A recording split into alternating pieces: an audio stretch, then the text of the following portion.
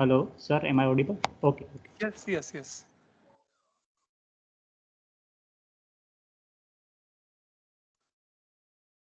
Yes, am I audible? Yes, sir. Clearly audible. Okay, thank you very much. And good morning to all the participants. And uh, session, Kajal madam discussed about various machine learning algorithms which are used in the data science. She discussed about logistic regression, linear regression, and she might have given some examples also. The in this session, I will discuss about the fundamentals of neural network, and we will see that how does it work and what are the internal steps. So that again, we all know that it is widely used. There are so many variations of this algorithm, and it is widely used nowadays. So our purpose of this session is to understand the basic neural network, you can say the flavor, so that in future you can play with it and you can have your own, you can say the modifications into the algorithm. So we will start with the introduction of this topic. Then there are mainly two passes: a forward pass and a backward pass, or you can say the training part of the neural network. And at last, we will see the one for image recognition using the neural network. So this will be the flow. So as we all know, the artificial neurons or the artificial neural network is a software implementation of the neural structure of our brain. So our brain is made up of so many neurons, and it works magically. So what we try to do with this ANN or the neural network is we try to mimic those neurons by our computer, and we try to make our computer to help for solving various problems. So basically, this by the neural network for the supervised learning problems, unsupervised learning problems. Our focus today for this session would be, so supervised learning is a kind of technique in which we pass the known values to the network or our algorithm, like what this, if this is the input, this should be the output. So that is our training data. So that we pass to our algorithm, and the algorithm learns from it, so that once the model is prepared, can give some input to it, and it can give you the prediction behind, or you can say the classification of that particular input. So uh, the basic idea in this neural network concept is like to, or while you are training it, the thing which is going on is the adjustment of the weights and the biases. So let us go directly to the uh, architecture of the neural network, and then we can understand that how it works. So yes, am I audible? Let me clarify, sir. Am I Yes, audible, sir. sir? Clearly Oh, okay, audible. okay, okay. So this is a well-known, this kind of diagram you all might have seen, where whenever you anybody want to represent the neural network, you might have seen this kind of diagram. So as we know that the neural network has several layers. One of the layer is considered as input layer, and one layer, that is the last layer, the output layer. So in our case, layer 1 is the input layer, layer 3 is the output layer, which generates the output, and there can be one or more hidden layers. So in this diagram which I have shown, only one hidden layer. And we can again observe that x1, x2, x3 are the input, and the plus 1 and the plus 1 are the bias terms. So what we do is we give the input x1, x2, x3, and it will predict the output for us, and that is the, let's say we call the hypothesis or the h of the x. and where we are using the weights and the biases. So this is a very basic, you can say, the structure of a neural network. Again, you can observe that the neurons is, again, don't get confused, huh? Sometimes words are used like a neuron or a node, but for this example or for this case, both are, let us say, we can consider the same. So here the neurons or the nodes from the first layer gives some output to the second layer, and from second layer it goes to the third layer, and it goes on. So this neurons or the nodes between two layers are connected by some links or the edges, and those edges have some weights. So weighted sum. So actually, if we observe any of the neuron, let us say if we think about the neuron in the second layer, that's let's say H2 of 2. So what it does is it does the weighted sum of the input, like it is getting the input from x1, x2, and x3 plus the plus one, that's a bias term, and all are having some weights assigned. So what this node will do in the hidden layer, let us say, or the layer 2 in our case, it will do the weighted sum of all the previous level inputs, and it will apply that weighted sum into a specialized function that we call the activation function. So activation function uh, will give you the non-linearity, and it will bound your value between some range. I think in the earlier session you might have seen this kind of function, which is quite often used for activation function, and that is a sigmoid function. I think in logistic regression you might have seen. So this is the equation. Let's say f of z is equal to 1 plus 1 divided by 1 plus e raised to minus z.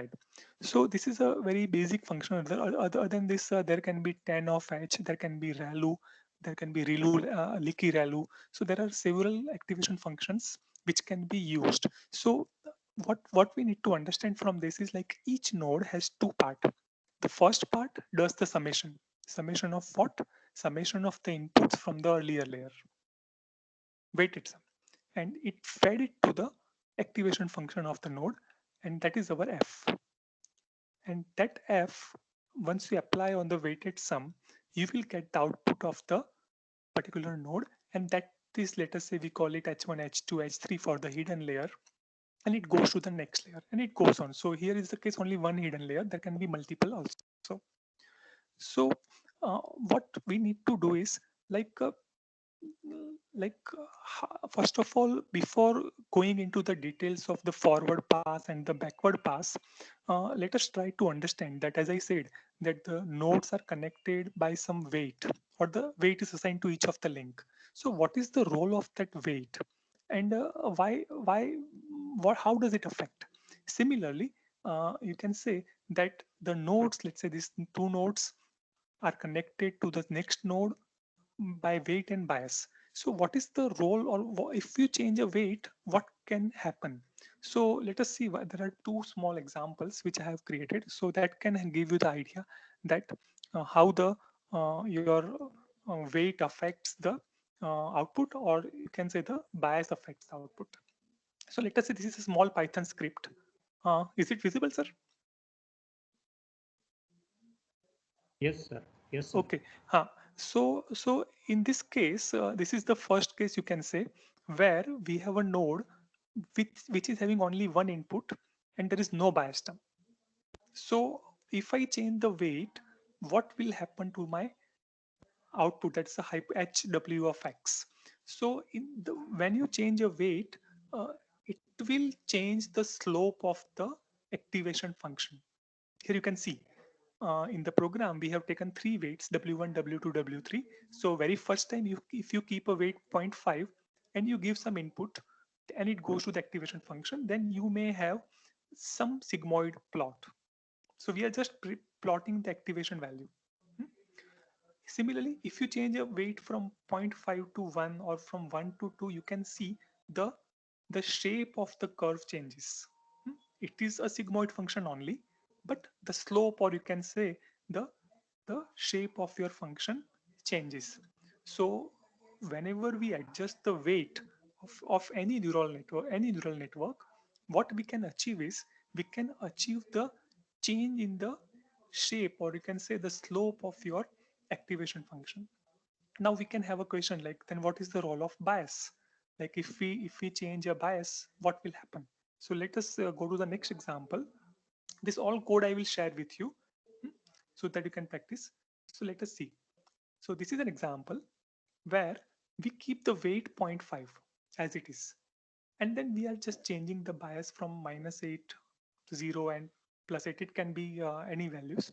So then whenever you do the weighted sum and you apply to the activation function, that is in our case the sigmoid function, then you can see that by default the sigmoid function is centered over your 0. I think this diagram of the sigmoid function, you know, hmm, that it is centered at 0. So as you go in positive side, it reaches towards 1, and as you go negative, it reaches, let's say, the -1. Hmm. So, or the minus values, fine. It reaches up to the 0. So it tends to 0, and in positive side, it tends to, let us say, 1 as you increase the value of the input. So this is the basic shape of your sigmoid function. But if you change the different biases, then you can see the the now the sigmoid function is not oriented at 0. Here you can see the 0 0 is at this place. Like, I think you can see my cursor. So this is the 0 0. So the by combinedly, by changing the weight and bias, we can have the effect on the, we can say, the output of particular node. Like by changing a weight, it will change the slope of the output. Changing the bias, it will change the position of your output function. So by just changing these two things, you can have a too much flexibility, and whatever kind of decision boundary you want to create can be achieved.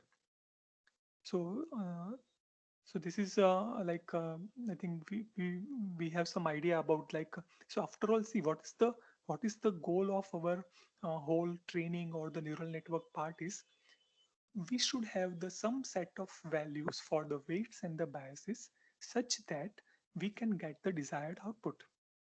So let us go ahead and try to understand the terminology. We have understood what is a layer. There can be input layer, multiple output, a single output layer, and there can be multiple hidden layers. Each layer can have multiple nodes. The nodes are connected from one layer to another layer by the weights, bias terms. Right? So this is what we have done. Now, this is a typical example of a neural network, and where what we need to understand is we need to understand the terminology, because and again, I request all of you that just if we follow the terminology properly, then it will be easy to understand the forward pass and the back propagation or the training part. So let us say in this example or in this network, we have three layers. There are three input nodes. There is one bias term from the layer 1. At the layer 2, again, there are three nodes or the neurons, the bias term, and again it goes to the next layer, that's output layer. So our H1 of 3 is the output layer. So whenever we want to understand the terminology, whenever you refer some other article or some other session or some other, you may find out the different terms. Like, let us say for the weights, hmm, here we are using the term W. You may have seen somewhere it is written like a theta. So what if you can understand one convention properly, then if the W becomes theta, then it can be very easy to understand. So in our case, the weights are denoted by the W's. Fine. That's the one thing. Second thing, some of the times you might have seen that the output of the particular neuron is represented as the A of something.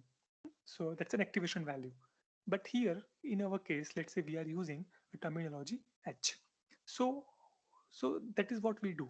And again, what does it mean? Like whenever we say the X1 is the input, which is connected to the three nodes of the layer 2 with the three different weights W111, W121, and W131. So what is the meaning of this W111? Let us say if we this. So here it is a weight from, here it's a Wij. If you just consider in general,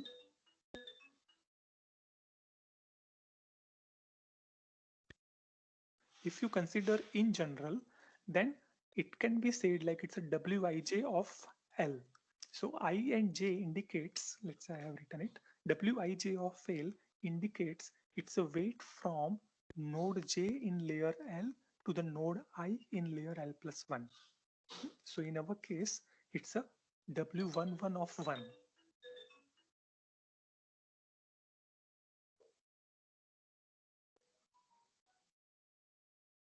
In our case, it is W11 of 1. It means it is a weight between the layer 1 and 2.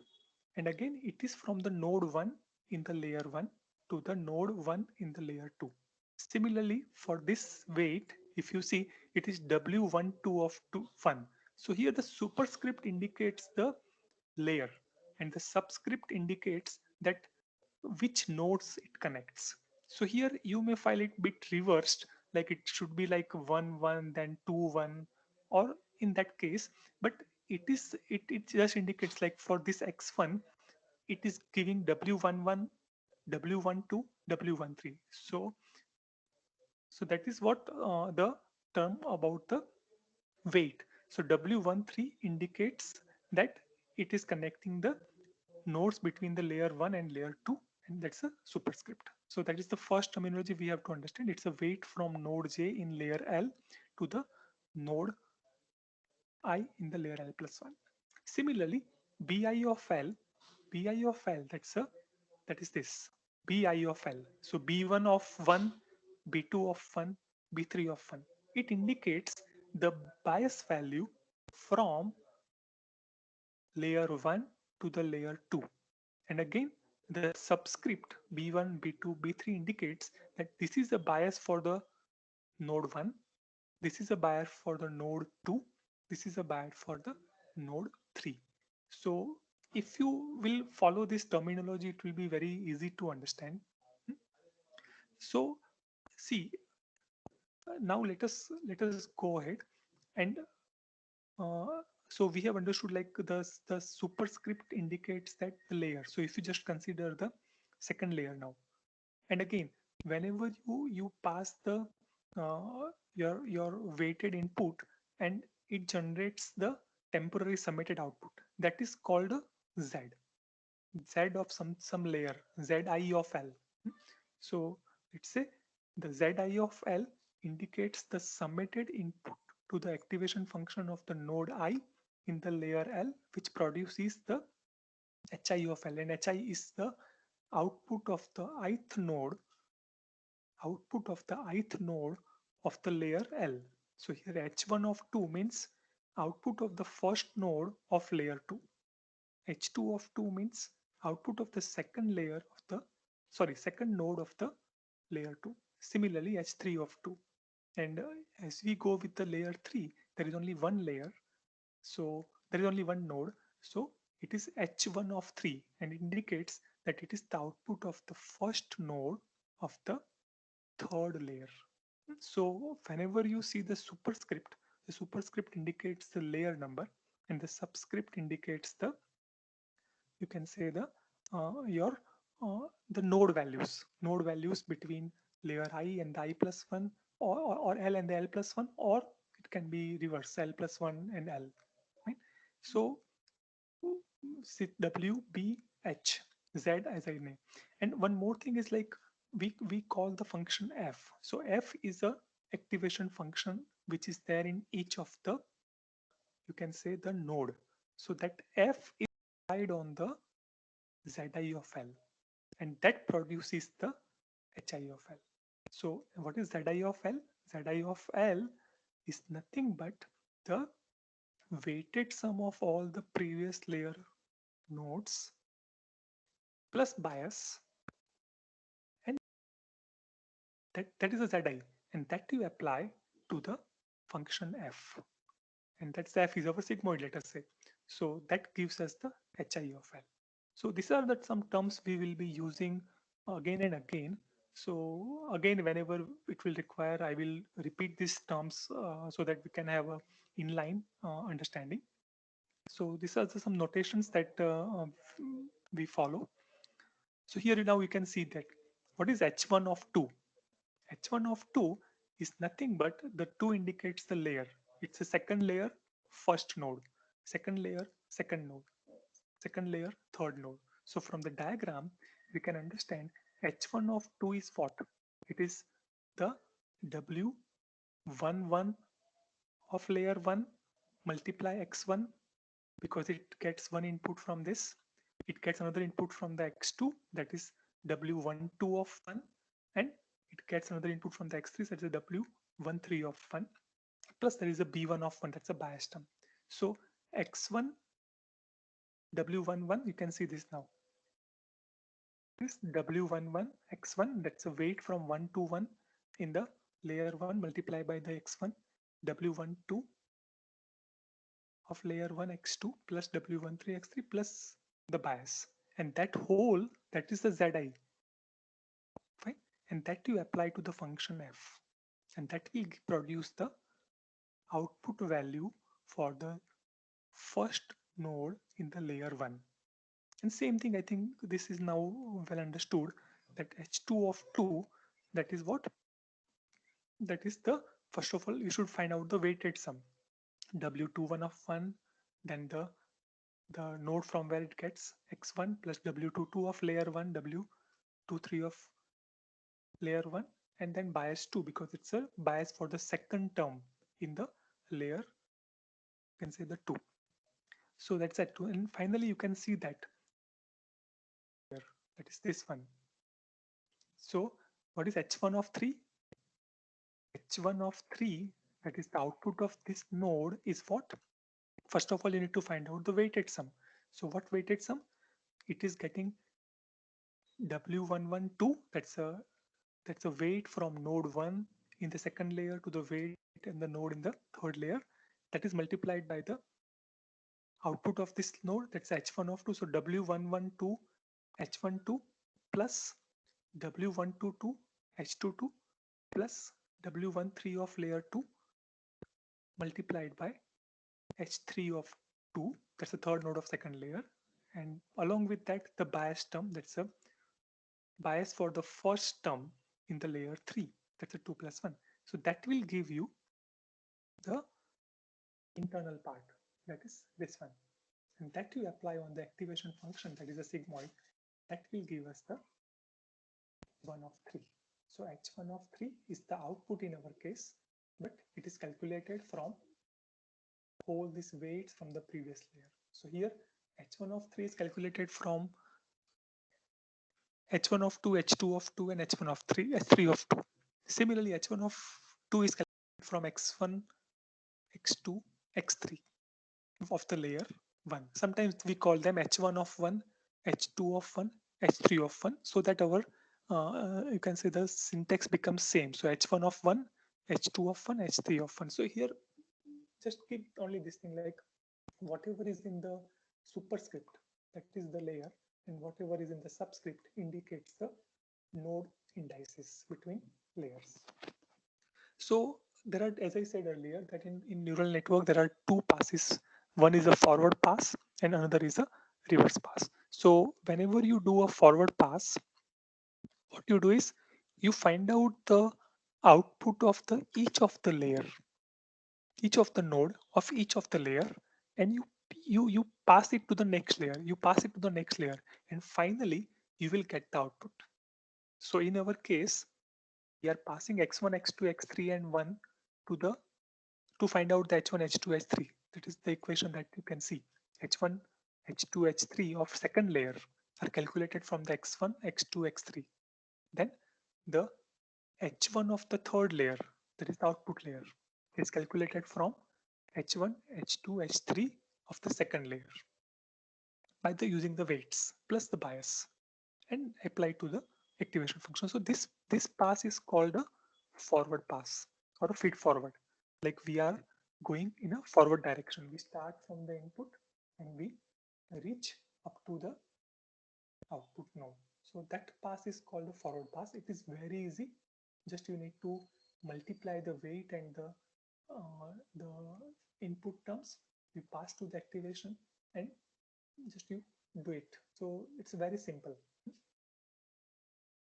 So this can by either you can do using a loop, because you know that there is a you can have a loops which will go through each and every layers and each and every nodes in each and every layer, and we'll find out the this kind of h1, h2, h3, or whatever the number of outputs we want to find out for the internal and the outer layer.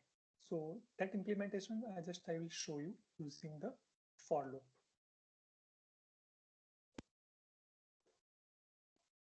So this is a forward pass. We are moving from the input layer to the output layer, just applying the weighted sum and the activation function in each and every node. That's very simple. I think it is very easy to understand. This is the looped implementation of, you can say, the forward pass. So where you just start from the, or you just have how many number of layers are there, and you just need to pass the matrices, that's the weight, bias, and the your input, and then it will just have an inner loop which will go through the, you can say, the all the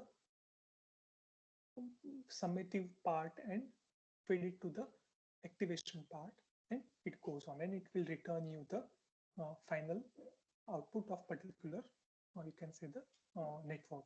So let us say if we consider there are W1, W2, there are two weight matrices, because this is a weight matrix from node 1 to node 2, and W2 is a weight matrix which is from node 2 to node 3.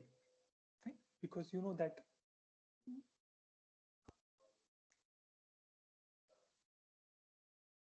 like in our case, W1, which is between 1 and 2, W2, this is between, you can say, the 2 and 3. So here you can see that there are so many weight values. Fine. And here there are less, because there are less number of output nodes. Fine. So depending on the number of nodes in the layer L and the number of nodes in the layer L plus 1, you can have the different number of weight values. Right? So that is what is represented, like the W1 is the having weights for all the three input to the three middle layer. Now for W2, we have three middle layer, but output layer is only one. So it is a 3x1, or you can say 1x3 vector. And we are just assigning some random values, and we are having some bias. Again, you can see there are three bias terms for the layer 1 and layer between layer 1 and 2, because B1 of layer 1, B2 of layer 1, and there are three bias terms because there are three terms. But from here you can say output, there is only a, so we have B1, which is an array having three bias terms, and just we have hard coded the values of the weights and the bias. But in real it can be not like this. But just I want to show you that how you can implement the you can say the feed forward pass. So this is the way you can do. You can have any sample X which is having X1, X2, X3. You know the weight of the layer 1 and 2 and 3. You know the bias. Just you need to multiply. You pass it to the activation function, and our activation function will give you the, and here you can see we have defined a function f, which is just same as by plus e raised to minus x. It's our sigmoid function. So we pass it to the sigmoid function and we get the final output. So this is what, and if you just go through this demo, then you will get some value like 0.83. So this is the final value, that is the H1 of the layer 3. That is this one. So these notations we have discussed. This forward pass. Okay. Now for better efficiency and for, you can say, the better readability of the code, I think this vectorization you might have done in the your linear regression, and maybe for the logistic also. So vectorization will help us to represent the weights and the bias values quite compact way. Plus, uh, it the implementation of that multiplication of the matrices and maintenance of the dimensions, it makes very easy. So what we can do is we can have a W1 as a matrix, and where this each row represent weights from the node. Let's say if I consider the first row, it indicates the weight from the first node in the layer 1 to the first, second, and third node of the layer 2. Similarly, the second row indicates the weights from second node in the layer 1 to the weights in the, to the nodes in the third layer. And similarly, so W1, as we know that there are 3 x1, x2, x3, and there are 3 intermediate nodes, so it will be a matrix. Similarly, for W2, in our case, we can represent the second layer weights by the simple, you can say the matrix where it is a having only 3 weights. These are the weights from, you can say, the node from the hidden layer or the second layer to the third layer. And similarly, we can have a representation bias, which I have not shown over here, but that can, and you can see now, just by doing this, what will happen? Z1 of 2. Z1 of 2 is what? It is the submitted value in the node 1 at layer 2. How can I find out? W11 of 1 multiply, and you know that the x1, x2, x3 is again a vector. So you multiply W1 and x. X1, x2, x3 is a vector. W11 plus x2 W12 of 1 plus x3 W13 of 1. That whole sum plus the bias of that particular node, that will give you the Z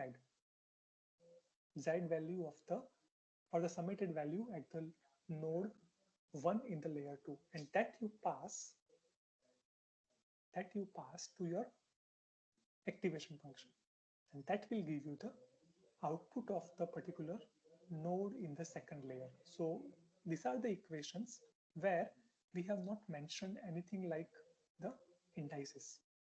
It is just like W1 of x plus B1. So it can be, depending on the number of nodes in the layers between 1 and 2, you can have the indices, but it's a generalized way. So Z2 is nothing but W1 of x plus B1. That Z2 you pass to the function f, and that will give you H2. Similarly, for the Z3, Z at the layer 3, which is the weighted sum of the outputs of the second layer plus the bias, that Z3 you feed to the function f, that will give you the H3, that's output in our case. So again, I have implementation for the same, like how can you do it for the, you can say the vectorized feed forward pass. So you can see that the code is quite compact now.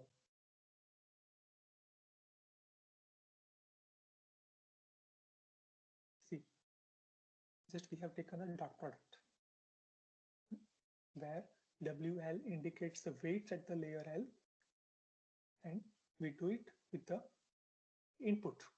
If it's the layer 0, that's the first layer, our input is the original X. Otherwise, our input is the output of the previous layer, and that we call the H.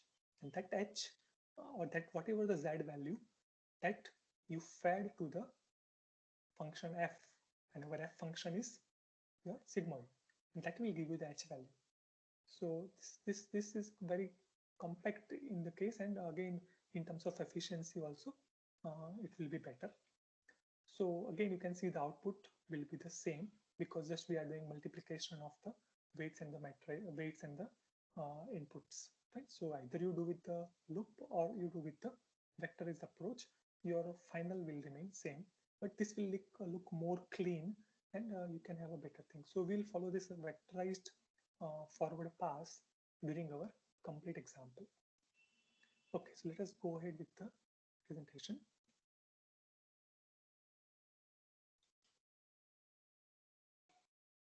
once we have done the forward pass, so let us say, let me go back to the diagram, and you know that the terminology that we have m training examples x1, x y1, x2, y2, x3, y3 up to xm yn.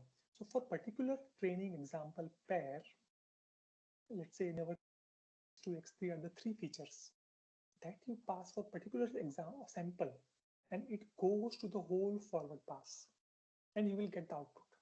And this output should match with the actual output that you have.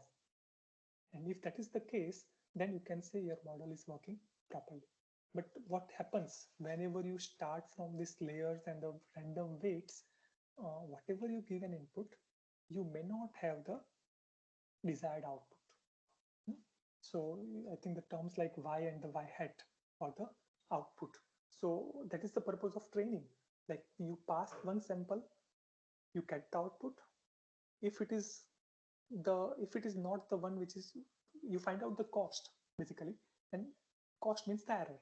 And if it is not beyond some limit, then you need to change your you cannot change the inputs, but what you can change is you can change these weights, you can change the bias terms, the weights on the bias terms, right?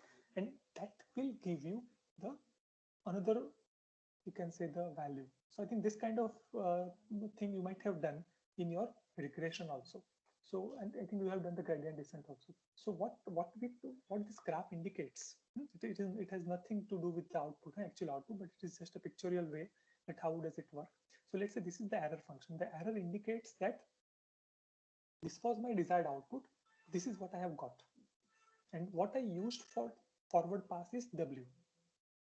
So let us say if I am getting this kind of error, let's say at 0.1, I am in too much error.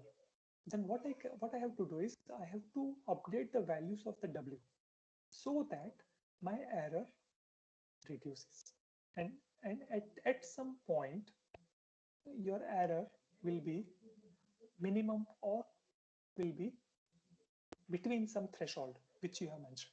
So after all, what is the logic of this gradient descent is you need to find out the new weight value by using the old weight value, and you subtract, let us say, the error or the cost function, whatever you have, gradient, and you multiply it with the learning rate. So here alpha is a learning rate. So this I think gradient descent we have already done, so I will not go in much detail.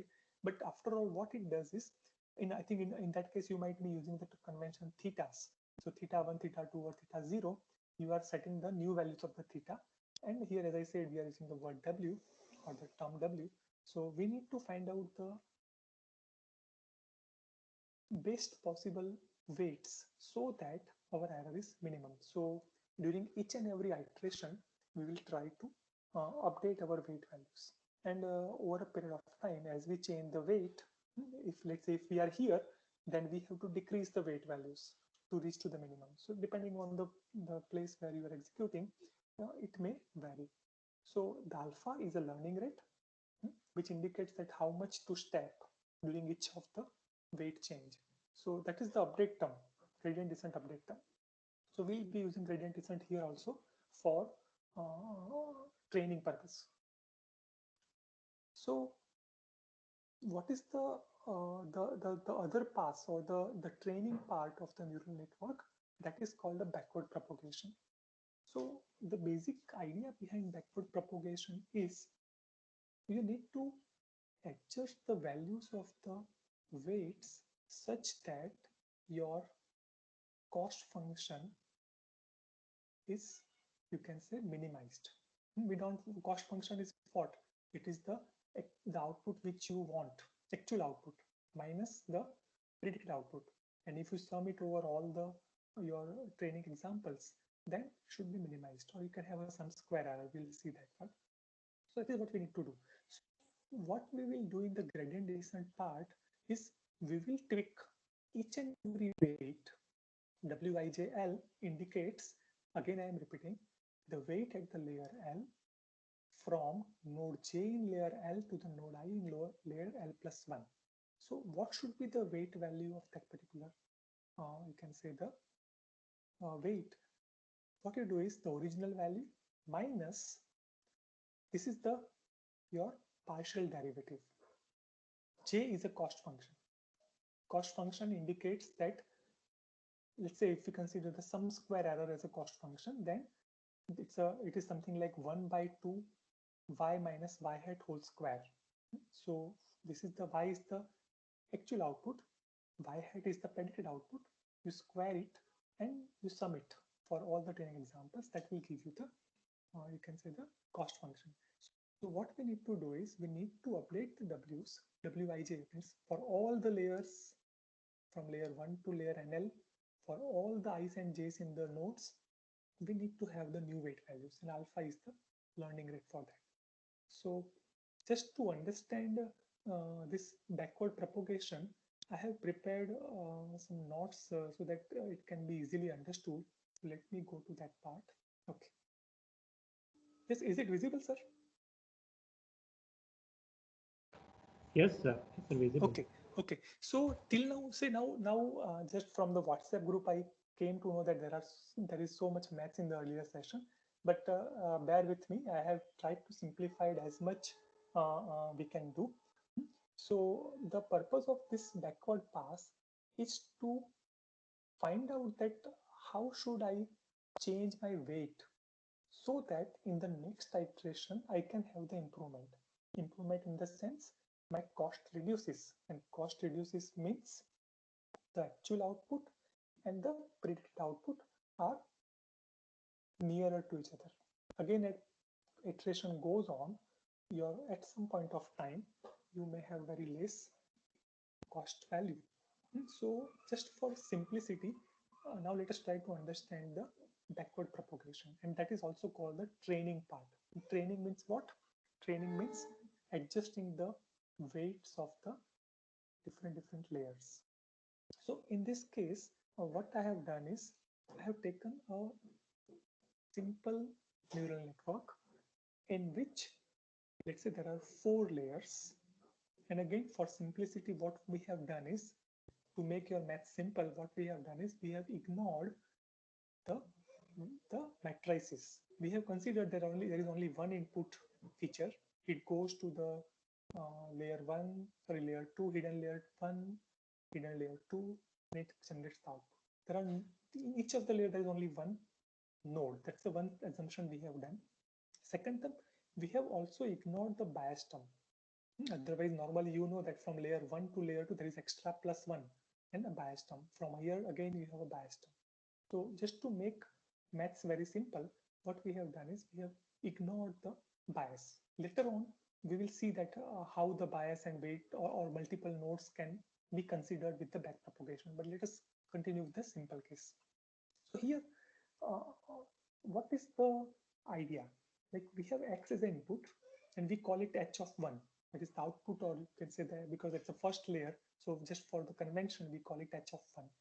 H is the output of the layer, particular layer, h of L. So h of 2 is the output of this node. H of 3 is the output of this node, and h of 4 is the output of this node. And that is also the output of our network. And that is our prediction. And that we call the y hat. So what we do is we have a j function. So j is a cost function. And in our case, we have considered j as a sum square error. So y minus y hat square, and you sum it for all the samples. That is our cost function. So we start from the first layer, we do the forward pass. We have the x, we know the w1, w2. So w1 is the weight between the layer 1 and 2. w2 is the weight between layer 2 and 3, and it goes on. So that is what we need to do. And the forward pass we have understood. Now we need to understand that what is the contribution of this weight on the cost. What is the contribution of this weight on the cost? What is the contribution of this weight on the cost? So if I know that this weight is contributing much more to my cost, then accordingly I can adjust that weight. Similarly, for all the weights. So in the backward propagation, we try to find out the del J by del W. So here del J by del W indicates the partial derivative of the cost function with respect to different weights that we have in our network. In our network, we have only three weights, W1, W2, and W3. So what we need to find out is del J by del W3, that is what is the effect of W3 on my cost function, and we want to minimize it. So accordingly, I can update W3 new is equal to W3 minus alpha into del J del W3, that we have to do. Similarly, for this cost function, say again, one thing we have to keep in our mind is in this network, what can be updated, what can be changed. We cannot change the inputs. The inputs are from the system. We cannot change. But what we can change is we can change the weight values. And that is what we do in the backward propagation. We update the weight values.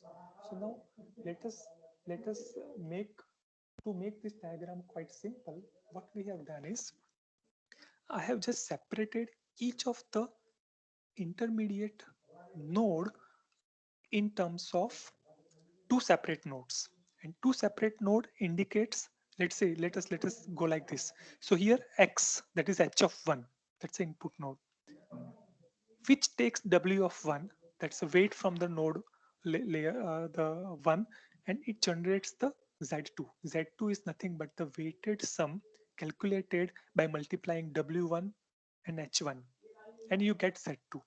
Fine. Now that z2 is passed to the function f, and that function will give you the output of the h2. So that is the h2 over here. So what we have done is we have split this node into two parts. The first part calculates the weighted sum from the previous layer, and the second part, and it passed to the function f, and it gives you the output of the particular layer. Now output of the h2 has to generate the h3. How? H of 2 multiplied by W of 2. So that is H of 2 is multiplied by W of 2. You will get the Z of 3. That is the Z value of the layer 3 weighted sum. And that goes to the sigmoid function. And that sigmoid function will give you the H3. That is the output of the third layer. And similarly, the H3 goes to W3, will give you the Z4, you pass it to F and you get H4. So H4 is nothing but the Y hat.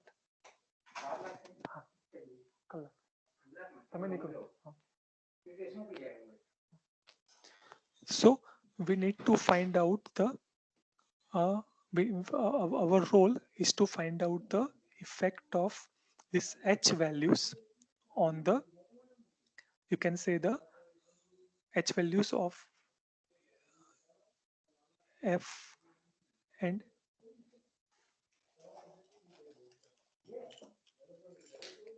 so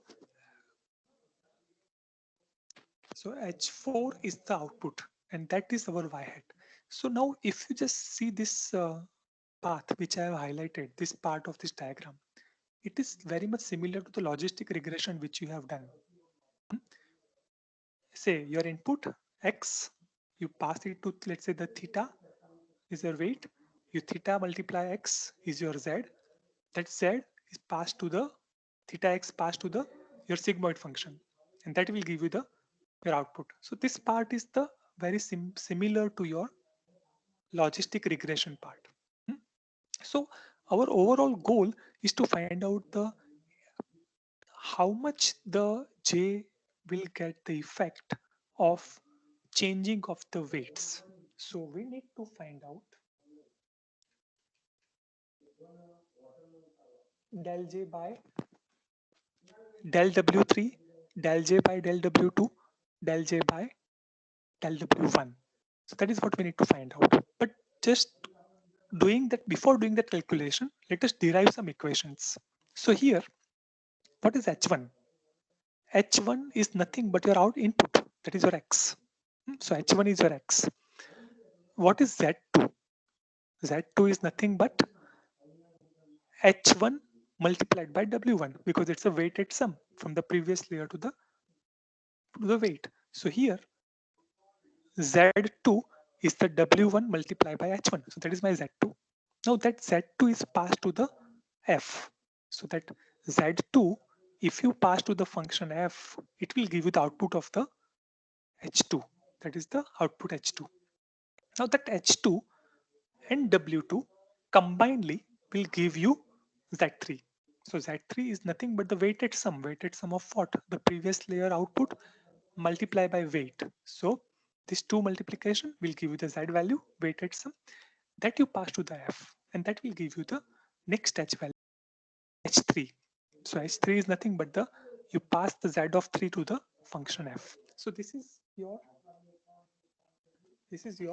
you can say the how the H is calculated. And similarly for the final layer, Z of 4 is nothing but the weight of the previous layer, that's a W3, and the output of the previous layer, that's a H3.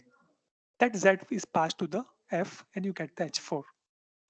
So these are the some common equations we will be using so that during the partial derivatives, this will be useful. And again, one more thing that we can observe is our final output is the H4 and it is nothing but the Y hat. Fine.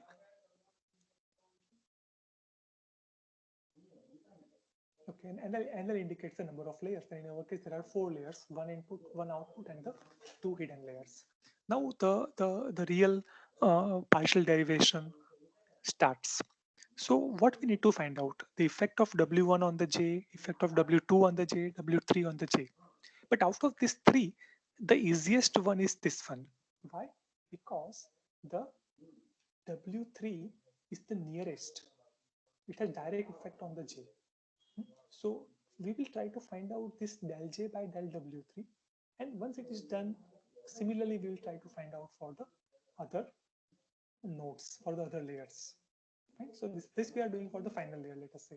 And again, as I said, our J is a cost function, which is nothing but the 1 by 2 y minus y hat square. Y is the actual value which you want, which is there in your training data.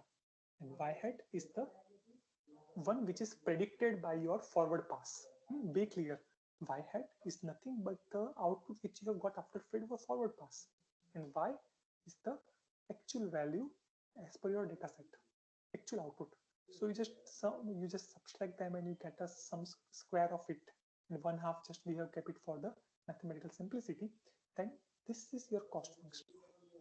Now again, I can write down this by like this also, because it is like 1 by 2 y minus h4 of 2, h4 square. Why h4 I have written? Because we know that y hat is nothing but the output, and in our case output is h4, right? So y minus h4 square is our, then fine, that is what we can write down. This is our cost function. So I think this is very simple till now. We are just trying to find out the effect of the last layer weights on the cost function, that is W, let us say 3. So what we can do is del J by del W3. So the weight on the, the effect of the weight of the third layer on the cost function, that I can say something like del J by del H4, like del J by del H4, like change in H4 which affects your J. So the partial derivative of J with respect to H4, then H4 is affected by Z4. So del H4 by del Z4 and del Z4 by del H3. So if you find out these 3 partial derivatives, then you will find out del J by del H3. So we want to find out the effect of H3 on J, but we cannot find out directly because J depends on H4. H4 depends on Z4. Z4 depends on H3. Sorry, the W3, because H3 is from previous layer, but what we can do, what we have to find out is effect of this W. Fine. So what we will do is del J by del W3, you can see now. Del J by del W3, that is the effect of third layer weight on the cost, is nothing but del J by del H4, del H4 by del Z4, del Z4 by del W3. Here the del is the partial derivative of the cost function with respect to the output H4 partial derivative of the fourth layer output with respect to the summated value at the layer 4 plus the partial derivative of the summated value at the layer 4 by the weight. Right? So now you can just see we cannot divide or we cannot just cancel out. We said del H4, del H4, del Z4, del Z4 mathematically, but it gives you the intuition that if you will do like this, then it will give you the del Z, del J by del W3. So that is what we need to find out. So we need to find out del J by del W3, but J is not directly dependent on W3. It's dependent on H4. H4 is dependent on Z4. Z4 is dependent on W3. So that is a whole chain kind of thing. So for this, if I can find out these three values, then I can get the effect of change of weight on the change of the cost function. So let us do one by one. So for the first one, Lj by del H4, we know that our J is 1 by 2 y minus H4 of square because it's a sum square error that we have seen. Where is the J value? Yes, the J is 1 by 2 y minus 5 square and our y hat is H4. That is our the first part. J is equal to 1 by 2 H4 square. So now here, instead of y hat, we know that y hat is similar to H4. So what we have done is we have taken now we can use the chain rule. So if I consider this part as U, then what is J? J is equal to 1 by 2 U square because this is the U. And you know that when there is a chain rule, you take the overall derivative and then you take the internal function. Right? So if I do del J by del, so now what is del J by del H4? Del J by del H4 is the del J by del U by del H4. So del J by del U is the 2 comes over here. So 2 cancels out and it is become U. Del U by del H4. So what is our U? U is equal to y minus H4. So if we do del U by del H4, this will go on and it will just because H4 will cancel out and not the cancel out, but you know that the derivative of x with respect to x, del x of x is 1. So in our case, it will be 1 and this is a minus sign. So it will become minus 1. So after all, del J by del H4 is nothing but the minus U. And you know that what is the value of U? U is the y minus H4. So our del J by del H4 is minus of actual value of the y minus the output which you have predicted. So that is our del J by del H4. That is the first term. We have to find out 3 terms to get the effect of W3 on cost. But it is a chain kind of thing, chain implication. So first part we have done. I hope it is very easy to understand because I have tried to make it quite simple. Okay, now the second part, del H4, del Z4. So what is the effect of summated value of the layer 4 on the output of the layer 4? So that is what we do. Del H4 by del Z4. Now here one thing we can observe from the equations. What is H4? H4 is the f of Z4. You can see. What is H4 from this diagram? H4 is you apply Z4 to the function f. So f of Z4 is your H4. So if I do del H4 by del Z4, I can replace H4 by function f which is applied on the Z4. So del H4 by del Z4 is nothing but del or the partial derivative of Z function f Z4 on with respect to Z4, and that we can represent as the notation dash. We use this kind of notation in the differentiation. So this is nothing but the f dash of Z4. It is the partial derivative of your output of the function f, which takes Z4 as an input.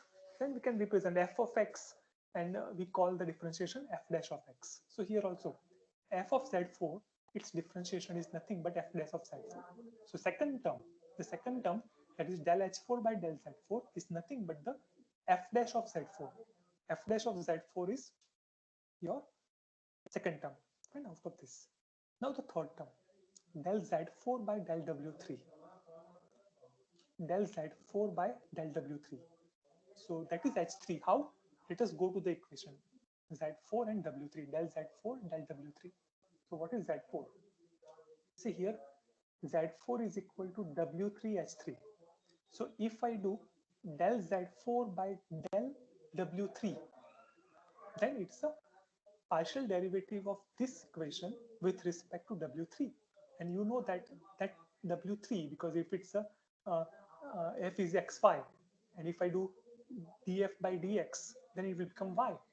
X will become 1. X, if it is x square, it will become 2x. So here in this case, w3 will go, and you will have only h3. So del z4 by del w3 is nothing but the h3. And the same thing I have written. Del z4 by del w3 is h3. So we have find out this 1, 2, and 3. If you just place them together, you can get the effect of the change in the weight at the layer 3 on the cost function.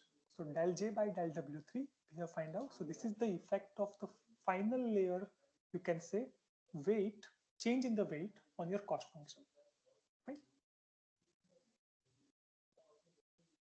Okay, now just to make the things more simple and we can have the generalized equation, what we have assumed, so let's say this is the same thing, del j by del w3 is what? The first term that we have find out, minus y minus h4 dot the second term f dash of z4 that we have just earlier done, and the third term, that is this one, h3. So this is our equation for the del j by del w3. Now one more term we can introduce over here, and let us say we call del j by del z4 as delta 4. And so what is del j by del z4? Del j by del z4, you can see from the equation. See, first two terms, these two. If you just do this cancel out, then del j by del z4. So what we are trying to do is we try to combine these first two terms so that our equations become quite simple and it can be generalized. We combine these two terms and we call it as delta 4, the delta at the layer 4, let us say. So this, I think this is now clear, that del j by del h4, del h4 by del z4, so which in turn is del j by del z4, effect of z4 on the j, first two terms. So that is our delta 4, and that we call the delta 4. So what happens? This term first, this term second is our delta 4. Right? So whatever del j by del 3, this becomes delta 4 and this becomes h3. So del j by del w3 is nothing but the delta 4 h3. Fine. So this is our effect of the third layer weight on the cost function j. One more thing that we have kept over here is delta 4 is equal to what? Del j by del z4. It is this one, and that is equal to this one. By my first two terms that we have derived. Fine. So in general, what we can say, del j by del z of L means the partial derivative of the cost function with respect to the summated value at that particular layer is nothing but the delta L. Because see, del j by del z4 is delta 4. Then del j by del zl is nothing but the delta L. So this is the generalized equation. And that is called delta L. Del j by del zl is delta L. Now, one thing we can observe is del j by del w3 is what? Delta 4 h3. So this also can be generalized, and that I have done later on. So del j by del w, now so that kind of generalization we will do. Right? So what we have done is, till now delta at the layer L is nothing but the del j by del z at that particular layer L. Right? So I think this equation that I have marked as A will be quite useful later on also. So this is what we have done for the error with respect to the weight at the third layer on the cost function j. Now we have to go to the hidden layer, that is the effect weight on the J. So J is dependent on H4, H4 is on Z4, Z4 is on, let's say, H3, H3 is on Z3, and Z3 is on W2. So there will be total 5 terms. So del J by del W2, if we do effect of this weight on this J, again the same we have done in the W3 case can be done. But in this case, now we will have 5 terms. So effect of a change in H4 on the cost, how H4 changes with respect to Z4, again Z4 to H3. So that is why I have drawn the second diagram, right? This diagram. Otherwise, this is a network. But to simply understand it, H1, Z1, H2, Z2 and all, I have simplified this, right? So that is what we do. So in second layer, effect of second layer weight on the cost, that is what this 5 terms. But here, what we can do, del J by del H4, del H4 by del Z4, Z4 H3, H3. So if we just cancel out all this, then it will become del J by del Z3. And that equation we have derived. Del J by del Z of L is nothing but the delta L. So in our case, del J by del Z3 will become delta 3. So what happens? Del J by del W2 is delta 3 H2, because we know that this del Z3 by del W2, that is the effect of weight at the layer 2 on the Z3. What, just we can refer the original equation. What is Z3? And we will differentiate with respect to W2. What is Z3? Okay, Z3 is W2 multiply H2. Weight at the layer 2 and the output of the layer 2. So if I do derivation of differentiation of this Z with respect to W, it will become 1. And 1 multiply H2 is our H2. So del Z3 by del W2 is nothing but the H2. So del Z3 by del W2 is the H2. Fine. So what generalized equation we are getting is del J by del W2 is nothing but the delta 3, because these 4 terms combinedly becomes delta 3. How? Because del J by del Z3 is the del J by del L, which is delta L. So which is delta 3 in our case. Right? So del J by del W2 is delta 3, that is this part, and H2, that is the last part, H2. And in general, we can say del J by del WL is equal to the delta value at the next layer, that is L plus 1, multiplied by the output of the layer L.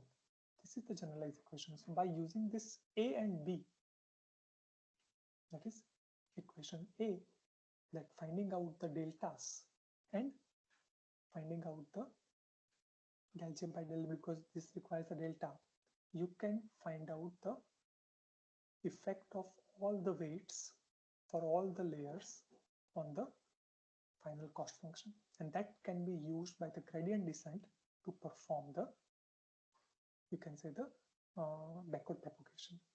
So one thing again we have to find out is, like, delta L is known for the final layer. We know the error in the final layer, that is y minus H4 minus of that. So that is known. But how to find out the deltas for the inner layers, for the hidden layers? And for that, again, you can have a simple equation. So here delta 4 is nothing but the del J4, sorry, del J by del Z4. Del J by del Z4 is del J by del H4, H4 by Z4, that we have done.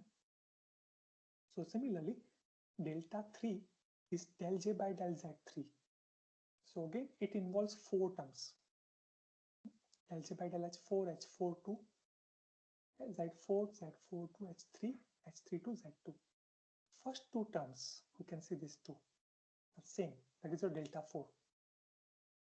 Del Z4 by del H3, from the original set of equations, W3 multiply Z4, it will be, sorry, H3 multiply the W3 multiply H3. This differentiation will become only W3, and this is the differentiation of the output. The H of 3 is what? F of Z of 3. and f of z of 3, you take a derivation with respect to z3, that is f dash of z3.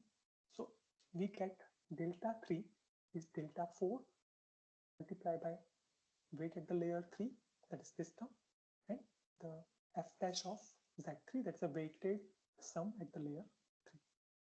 So this is your delta 3. So in general, we can say delta L is equal to delta L plus 1. It's a delta 3 is equal to delta 4. WL, the weight at the layer L, and F dash of ZL.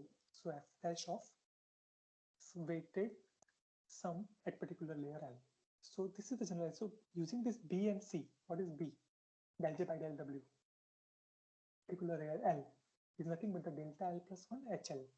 And the C is, you know how to find out the delta L from here. So that will give you the complete propagation logic. So what do we do in our neural network? During the forward pass, we find out all the H values. During the backward pass, we find out all the del J by del W. And for that, we require the delta values. And we have derived the equations for finding the delta values, that is delta at the last layer, which is very easy to find, and delta L minus 1, L minus 2 up to the first layer. So these are the some generalized equations which we can follow. And same thing can be done. As I said, we have ignored the bias term, but if we consider a bias term, the same can be done. Now, as I said earlier, that for simplicity, we have ignored the multiple nodes in each of the layer. But the same derivation can be done. I will not go through detail because of the time restrictions. But the same example I have given in this PDF, I will share to you. But now you can see there are multiple nodes in each of the layer. So you can observe that your H will have now subscript. The superscript is layers. Subscripts are the relations between the layer L and L plus 1 or something. So same kind of equations you can derive by just following the same things, and you can find out. See, del J by del W ij of L, that is effect of the weight ij at the layer L is hj of layer L delta I of L plus 1. Same as the same. So don't get confused. Later on, you can take your own time. I have just written everything quite easy to understand. So just go through one by one, and you can refer. So actually, this is how the backpropagation works. You do the forward pass, you find out the predicted output, you calculate the error, then the backward pass starts. That what is the or error, or you call the cost function. So how the cost function changes based on the W's which I change. And for that, you just propagate the delta. So we are propagating the error. So error is propagated from backward. See, that's why it's called back propagation. The error which you have got at this layer is due to the output of these layers. So there is something which is wrong over here, which causes the error. Similarly, the error at this layer is wrong due to the previous layer. But here we cannot say, because it's an input, we cannot change the inputs, but we can change the weights. So if I adjust the weights over here, the errors can be minimized over here. Again, if I change the weights over here, the error will be minimized. So in the backward propagation, the idea is the error at particular layer is due to the, you can say, the error from the previous layer. And our role is to minimize the error so that our cost function value is within a range that we have defined. And that whole will in turn will do the backward propagation for us. So I hope that I have not confused you much. I have written everything for you. You can just read with, take your own time. You will be able to understand it.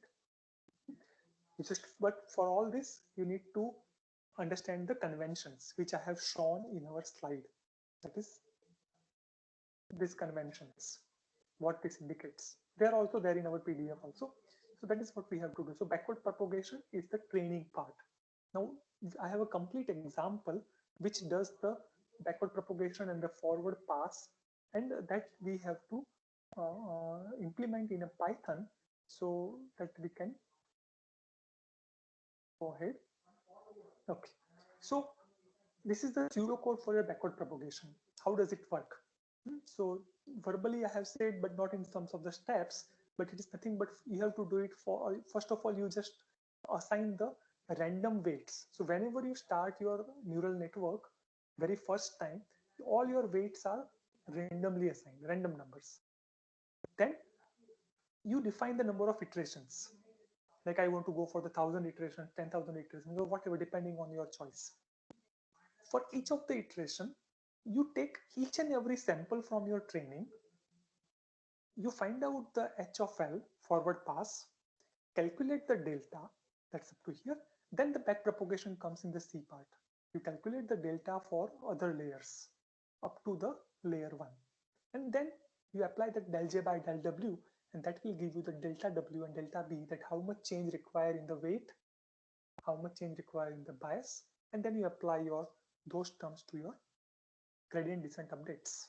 That is WL is equal to WL minus alpha. Alpha is nothing but the your learning rate. Why do we write 1 by m over here? Because we assume that there are m number of training examples. So we are summing out the deltas for all the train, and we just get the average. Right? So that is what we do. This is the pseudocode. Now let us go to the example. Okay.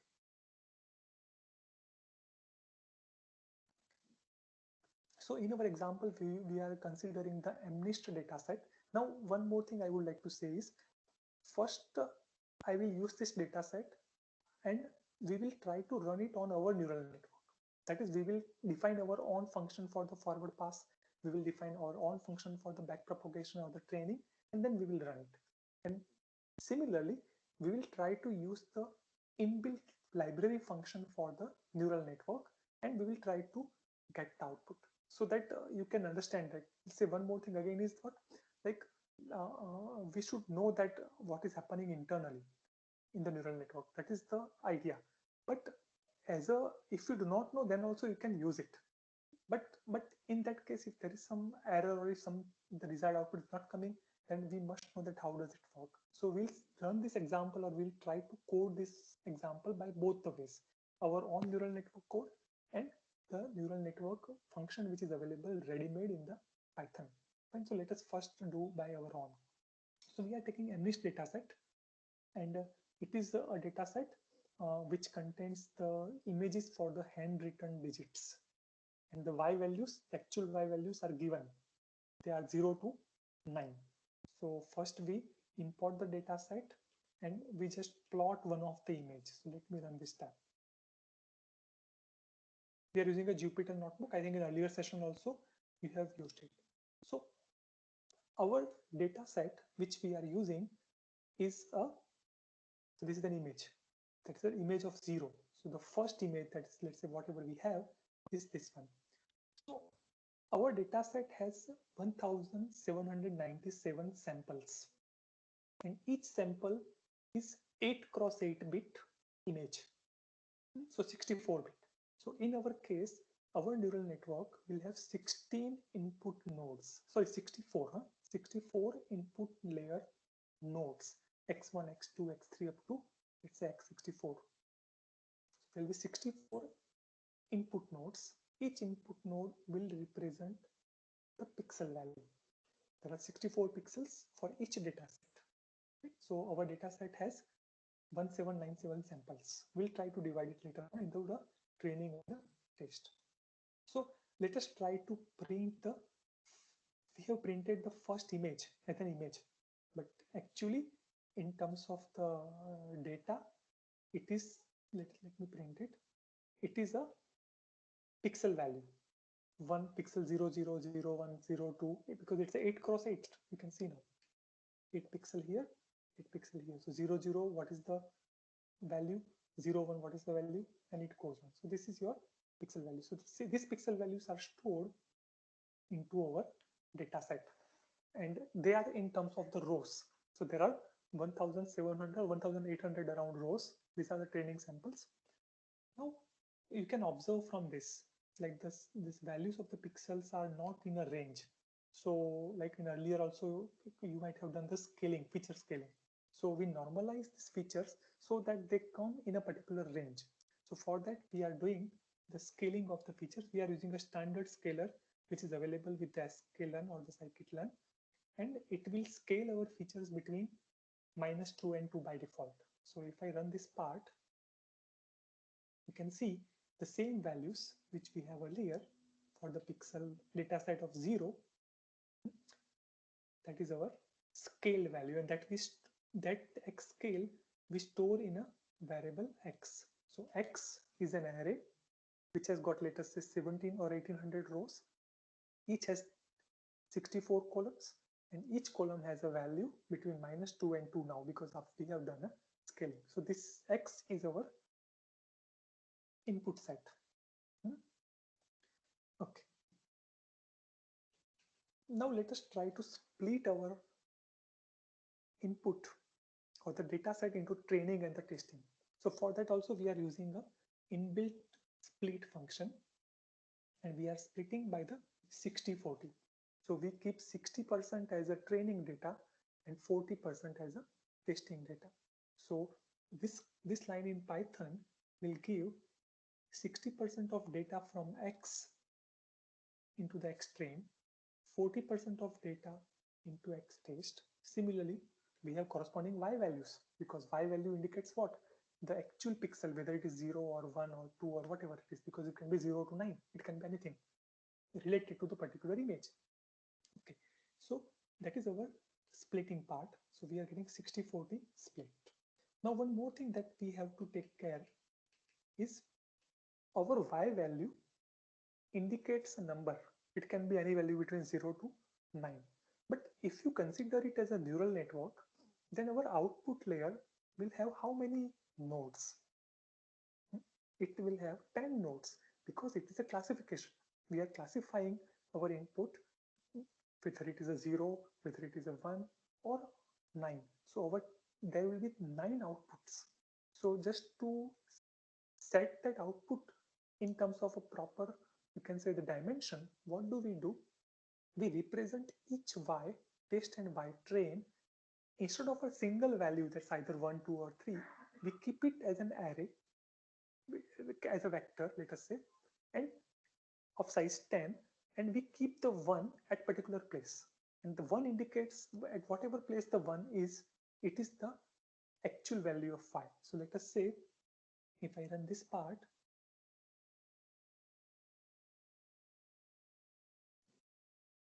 okay, I have to run this.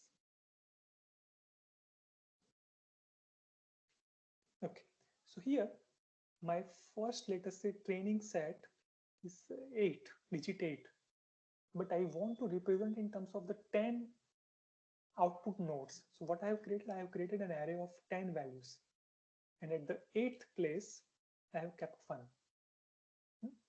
So it indicates it is the value 8. So if I do, let us say, value 1, let us check what happens. And you know the value is 1, means the second training example, actual output digit is 1, and that is represented as 1 at the first position. So it's a position 0, 1, 2 up to 9. That will 10 output classes.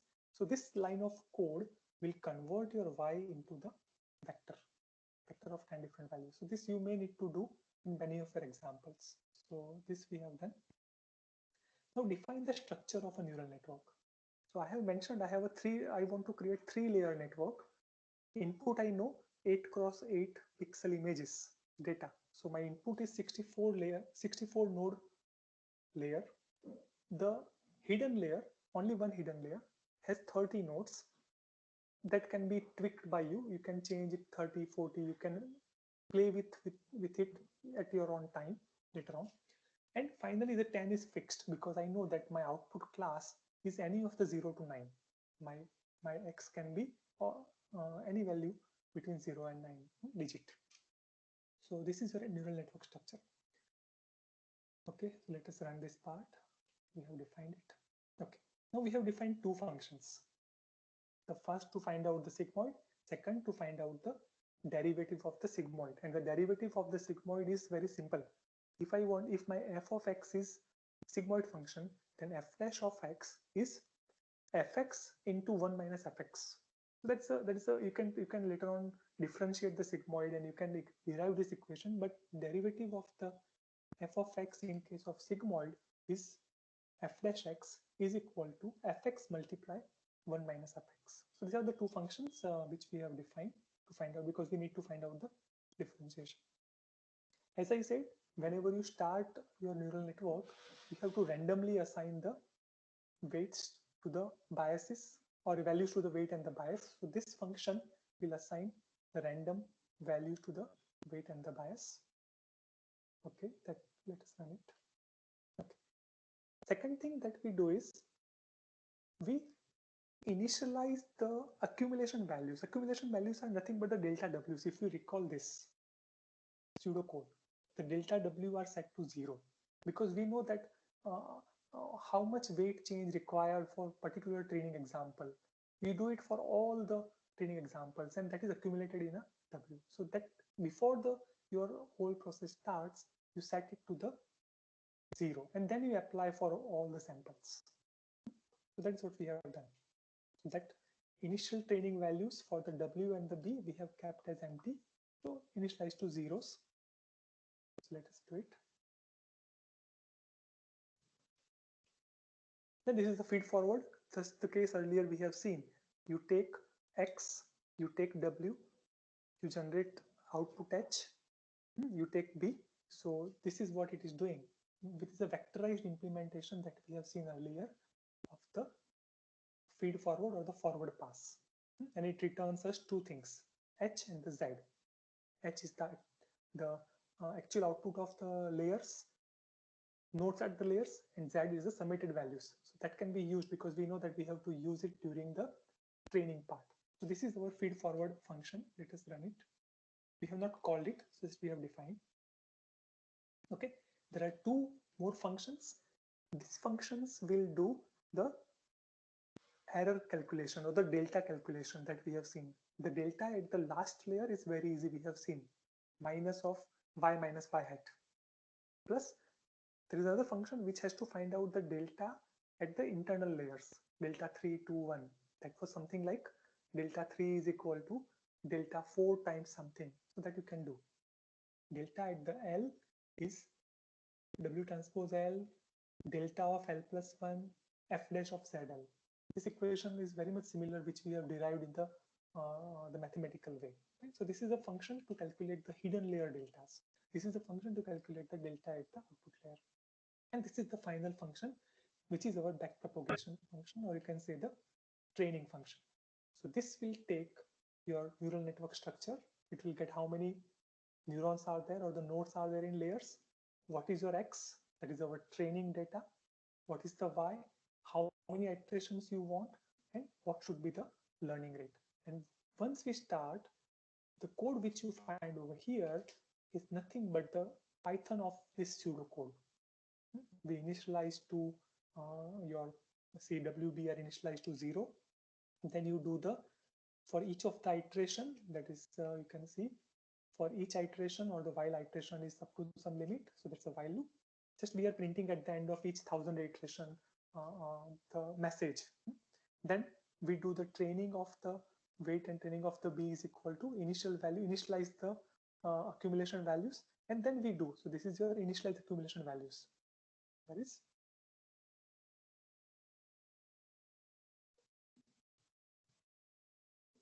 okay. That I think we have not done. Okay, this is one. This is one.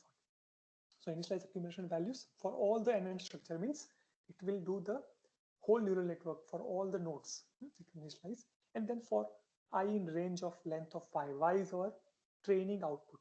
So we have m training examples in our case. You can see size of m is taken. What is y? What m is what? Length of y. How many rows are there in y? So it will go through all the things, and then it will perform a forward pass. It will perform the delta at the final layer, delta at the input layer, other intermediate layers, and will return you the trained value of the W weights, because that is the whole output we want. What should be the optimal value of W for all the weights? What should be the optimal value of the weights of the bias terms? And what is the average cost of this particular, you can say, the training part? So this is our, you can say, the training function. Let us run it. We have just run it. We have not called it. So this is the place where we do the training part. Train NN, we pass the structure, we pass the training data, we pass the training y output. And this, if I run, will train our model. I am just starting it. Okay. So it is training. So it is starting 0 to, we have taken 3000 iterations. You can see in the training function, we have written how many? 3000 iterations. So it will take 5 to 7 minutes for the training. It is, the process is going on.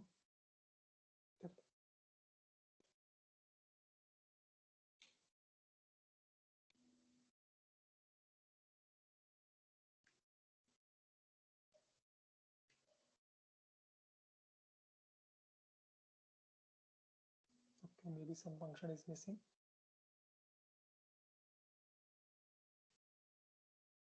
Okay, now it has started. So it is now doing training for all the 1700, not all 1700, because we have split 60%. So 60% of 1700 samples it will do. It will do 3000 iterations for all those samples and will give you the final value of the W and the B. So it will take 5 to 7 minutes in my computer. So, and once we have got that training part, we will just print the cost value, that as the iteration goes, how the cost changes or the J changes. And finally, we will try to find out the accuracy, that what is the accuracy of prediction on the test data. That is a Y test. So we are calling the predict function on the test data, and that will give us some accuracy of the predictions, like, or the classification, you can say. Okay, so by the time the training part is going on, you can see it is now up to 1000 iterations. The process is going on. The star indicates that process is going on. By the time it completes, let us take 3 or 4 minutes quickly to easily implement the same thing, but now nothing knowing internal. We are taking the neural network as a black box. This is the code where we have considered as a white box. We have gone through internal of each and every process.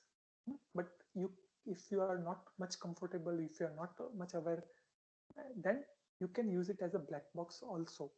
But if we are a computer or IT field, then we should not use it like a black box. So this is a way you can call the neural network, inbuilt neural network function using the sklearn library as a black box. Now we try to do it for the same data. So by the time it trains, let me run it or let me go through this program. So first we are just importing the data set, the same data set. Let me run it.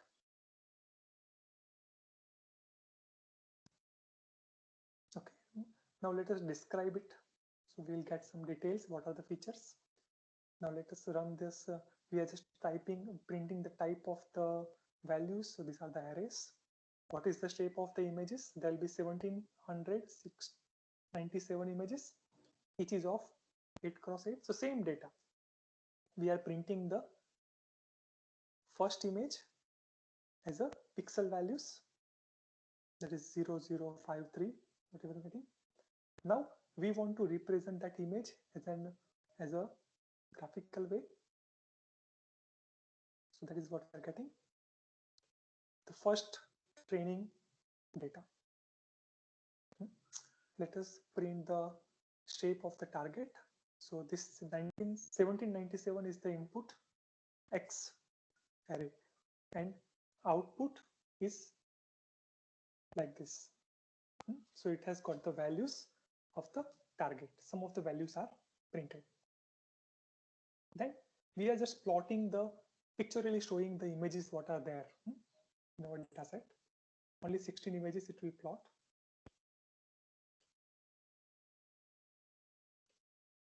Now plot 0. So first 16 it will plot. So these are the images, actual images in our, so this is the image of 0, 1, 2, 3 accordingly. It will relate first 16 images. Then we find out the y values, and that is the target part of our digits data set, and just run it. So our x dot shape is what? The input is a 1800 rows. Each row has 64 pixels because each of the image is 8 cross 8. Now let us print the first. So it will print our array, just as the case earlier example. Then we are saying that we are splitting our training and test, like we keep the first 1000 for the training. We have not done 60-40 splitting over here. Let's say we do it first 1000 for the training and the remaining for the, you can say, the testing. So this step will do that splitting part. Once we have did, now this is the function. As I said, this is the black box part which we do. So MLP classifier, it's a multi-layer perceptron, right? A neural network, if you have a single node, single layer, it is called a perceptron. So now we call it multi-layer perceptron classifier. So it comes from your neural network package, sklearn kit, and we are just creating a model. And what do we pass into this? Our hidden layer, we want a size 15. So in our case, our hidden layer was of size, I think, 30. Then the activation function is logistic, that is sigmoid. You can have a 10h, you can have, just you need to specify, nothing to code. Your alpha is 1 into e raised to minus 4. So this is your, you can say the you can say the how much your accuracy you want with your cost function. Then solver is the SGD. SGD stands for the stochastic gradient descent. So gradient descent flavor which we have seen, there are several flavors of gradient descent. Depending on the batch size, it can be a batch gradient descent. Depending on the, you can say the sample by sample, it can be a stochastic. So we want a gradient descent flavor of stochastic gradient descent. The tolerance indicates that up to what, you can say 0 points, or the cost function or the error, up to what kind of error is tolerable. So it is 0.0001, let us say e raised to minus 4.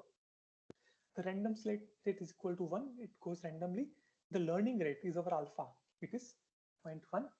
Verbose is true, it says that it will print some intermediate messages. So if I just run this code, my model is ready because this is the inbuilt class.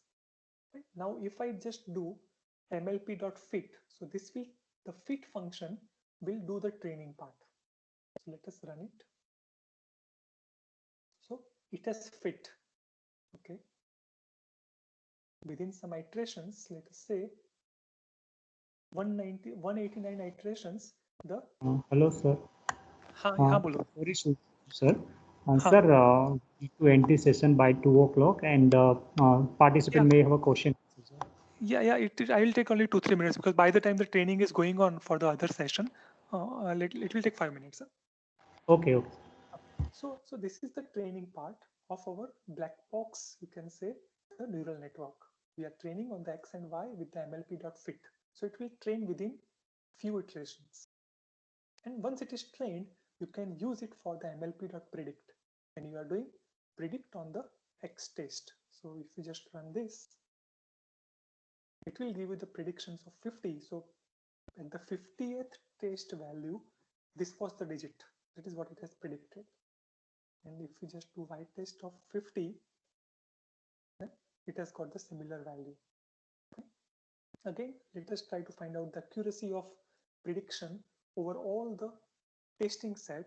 So you can just do accuracy score and run. We are getting around 91% of accuracy. So this is a way you can code your, or you can just play with the neural network just by calling the inbuilt library functions. Right? So but again, I will advise you that don't get confused with the maths part or something. The PDF I will share with you. You try to go through it. If you have some doubts, you can WhatsApp. The group is created. But if you are not at all comfortable with that, we should not leave up because this approach is already there. You can use it as a black box. You import your data set, you divide it, you use a classifier, you fit it. Fit means a train. Once it is trained, you do the predictions, you do the classifications in our case. Right? So this is a way you can do it by the inbuilt way. Okay, now the training is still going on, because see, the library which we have used is optimized one. It has taken only how many iterations for training? Around 189 iterations, and it reaches up to the desired our error level, and it is very fast. But in our case, we have coded everything. We have not done any kind of optimization. We have not done any kind of regularization. So training is taking some time. So let us wait for at least 1 minute. So I think it will complete. Then we can plot the error function and we can just get the predict. It will be too much fast. So depending on your machine, the training time may vary, and depending on the data set as well. And again, the example which we have done, again, we have used a very basic sklearn package. You can go for the TensorFlow, you can go for the Keras library, which are used widely, which can be used with the GPU. So those will be very easy to use for you. Just you need to use them as a black box, as a call, as a function. That is what you need to do. Okay, let us wait.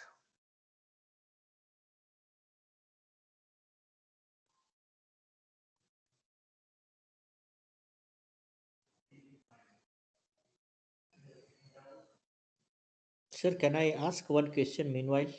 Yes, sure. Okay, now you fixed number of iteration, that is 3000, right? I am not sure about the number of the data in your test data. But if I want to identify the the ideal number of the number of iterations with the relation with the number of data, is there any way to find out that? Because 3000, if you keep the fix, obviously it is not optimized, as you mentioned that, right? Yes. But what we can do, sir, what we can do is, within the train function, you can check for the value of the change in the cost, and that is what we are waiting for. Let us say once the training is complete, I will plot the cost function over the iteration. So what happens? Your cost reduces as iteration goes on, and at some level, the cost becomes flat. And at that time, there is no effect of going for the more number further of iteration. Yeah, so that kind of check you can keep, and that you can stop your. That is cutoff level, right? Yes, on that you can cut over. Okay, thank you. Yes, and again, if some other questions, should we start or let us wait, huh? Because it is taking a time. I cannot do anything.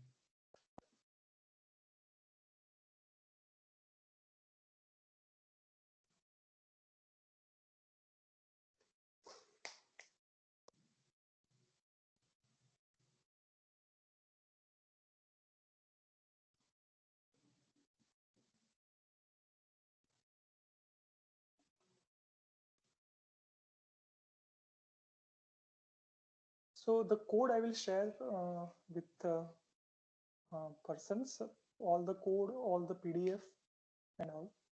Okay, I think the training part is over now. Now we can just plot the error function. Okay, as you can observe that these are the number of iterations, and as you go the iteration, the cost reduces. Fine. So if you keep 5000 iterations, after this the cost may be flattened. So in that case, unnecessary iterations can be done. One more thing, what you can do is you can change the learning rate, you can change the number of hidden layers, you can change the number of nodes in the hidden layer. So this is a very flexible. You can just, what you need to do is, whenever you define your neural network, if you use the same code, you need to define a structure: input, intermediate. So I can have one more, like say, let's say 20 and 10. Then I have two hidden layers: input layer 64, 32 hidden layer, 20 hidden layer, and 10 output layer. So this is very flexible. It is generalized one. So you can do. Okay, so this is what we have done in terms of the cost, how the cost changes as the training goes on. And this is the predict function, which will apply on the test data.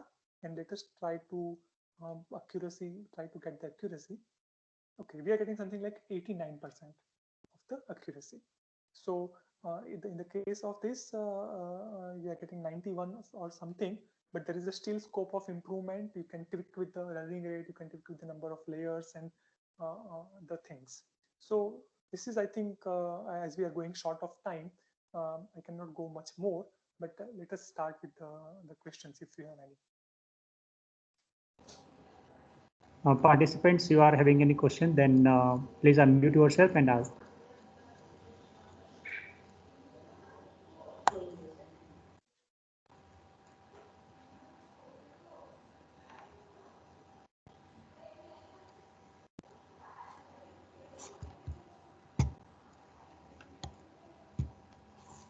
Okay, sir, we don't think they have any question. Okay. Excuse